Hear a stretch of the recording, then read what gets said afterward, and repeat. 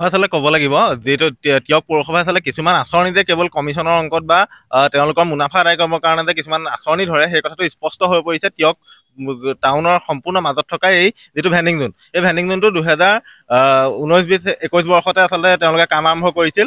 কাম আৰম্ভ সেই সময়ত আমি যুৱ ছাত্ৰ পৰিষদে তেওঁলোকক অৱগত কৰিছিলোঁ যে এই ভেণ্ডিং জোনটো যথেষ্ট চাপৰ আছিলে, যাৰ কাৰণে বাৰিষা হ'লে সম্পূৰ্ণভাৱে পানীৰ তলত ডুব যোৱাৰ সম্ভাৱনা আছিলে। সেই সময়ত কিন্তু কাৰো কথা নুশুনি কেৱল মইমতালিৰ কাৰণে তেওঁলোকে সেই সময়ত সম্পূৰ্ণভাৱে পথটো নিৰ্মাণ কৰি উলিয়ালে। তাৰপিছত কিন্তু লক্ষণীয়ভাৱে 4 লেন হ'ল, 4 লেনৰ কিনাৰ আচলতে যিসমূহ অস্থায়ী ব্যৱসায়ী আছিলে তেওঁলোকক এভেকশ্যন কৰি খেদি পঠিওৱা হ'ল আৰু এই পথটো নিৰ্মাণৰ লক্ষ্য আছিলে যিসমূহ অস্থায়ী ব্যৱসায়ী আছিলে তেওঁলোকক ইয়াক সংস্থাপনৰ ব্যৱস্থা কৰা। কিন্তু লক্ষণীয়ভাৱে এচাৰি বৰষুণত এইটো আঁঠুৰ ওপৰত পানী হয়, যাৰ কাৰণে এই ভেণ্ডিং জোনটোত আজিৰ তাৰিখতো কোনো এখন দোকান খুলিব পৰা অৱস্থাত নাই।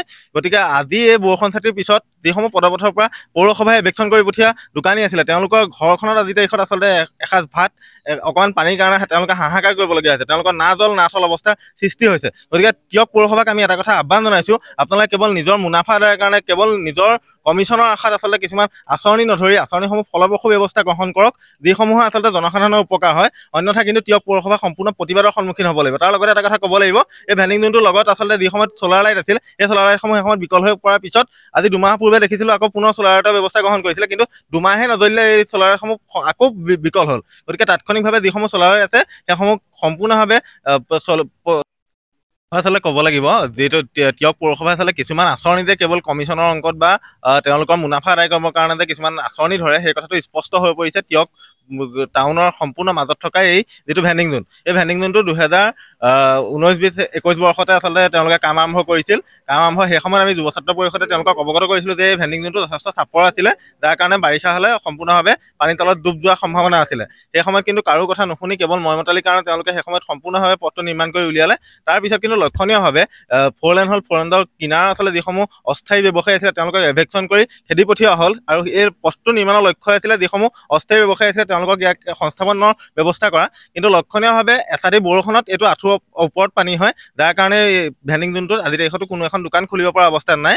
গতিকে আজি এই বৰষুণ ছাতিৰ পিছত যিসমূহ পদপথৰ পৰা পৌৰসভাই এভেকশ্যন কৰি পঠিওৱা দোকানী আছিলে তেওঁলোকৰ ঘৰখনত আজিৰ তাৰিখত আচলতে এসাঁজ ভাত অকণমান পানীৰ কাৰণে তেওঁলোকে হাহাকাৰ কৰিবলগীয়া হৈছে। তেওঁলোকৰ না জল না থল অৱস্থাৰ সৃষ্টি হৈছে। গতিকে তিয়ক পৌৰসভাক আমি এটা কথা আহ্বান জনাইছোঁ, আপোনালোকে কেৱল নিজৰ মুনাফা আদায়ৰ কাৰণে কেৱল নিজৰ কমিশ্যনৰ আশাত আচলতে কিছুমান আঁচনি নধৰি আঁচনিসমূহ ফলপ্ৰসূ ব্যৱস্থা গ্ৰহণ কৰক, যিসমূহে আচলতে জনসাধাৰণৰ উপকাৰ হয়। অন্যথা কিন্তু তিয়ক পৌৰসভা সম্পূৰ্ণ প্ৰতিবাদৰ সন্মুখীন হ'ব লাগিব। তাৰ লগতে এটা কথা ক'ব লাগিব, এই ভেণ্ডিং জোনটোৰ লগত আচলতে যি সময়ত ছ'লাৰ লাইট আছিল, সেই ছ'লাৰ লাইটসমূহ এসময়ত বিকল হৈ পৰাৰ পিছত আজি দুমাহ পূৰ্বে দেখিছিলোঁ আকৌ পুনৰ ছ'লাৰ লাইটৰ ব্যৱস্থা গ্ৰহণ কৰিছিলে, কিন্তু দুমাহে নজ্বলিলে এই ছ'লাৰ লাইটসমূহ আকৌ বিকল হ'ল। গতিকে তাৎক্ষণিকভাৱে যিসমূহ ছ'লাৰ লাইট আছে সেইসমূহ সম্পূৰ্ণভাৱে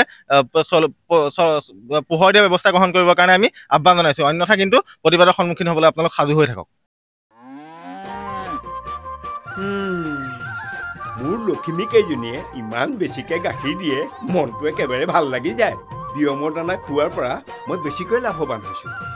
আপোনালোকেও বিয়মৰ দানা খুৱাওক আৰু এইটো বেছিকৈ লাভ কৰক।